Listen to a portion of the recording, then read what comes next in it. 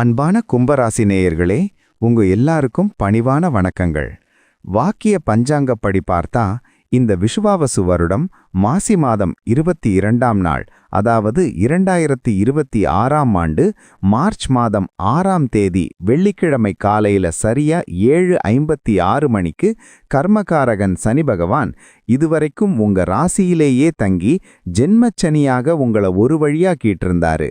இப்போ உங்க ராசியை விட்டு விலகி 2ஆம் இடமான மீன ராசிக்குள்ள நுழையப் போறாரு. பூரட்டாதி நட்சத்திரம் 4ஆம் பாதத்துல அவர் எடுத்து வைக்கிற இந்த அடி கும்பராசிக்காரங்களுக்கு 7.5 சனியோட இறுதி பகுதியான பாதச்சனி காலத்தை ஆரம்பிச்சு வைக்குது. இதுவரைக்கும் பட்ட கஷ்டங்களுக்கு இப்ப ஒரு விடிவு காலம் பிறக்கப் போகுது. கும்பராசிக்கு இப்போ 2ஆம் இடத்துல சனி பகவான் வர்றதுனால இத பாதச்சனின்னு சொல்லுவாங்க. 2ஆம் இடம்ங்கிறது தனம், வாக்கு மற்றும் குடும்பஸ்தானம். இதுவரைக்கும்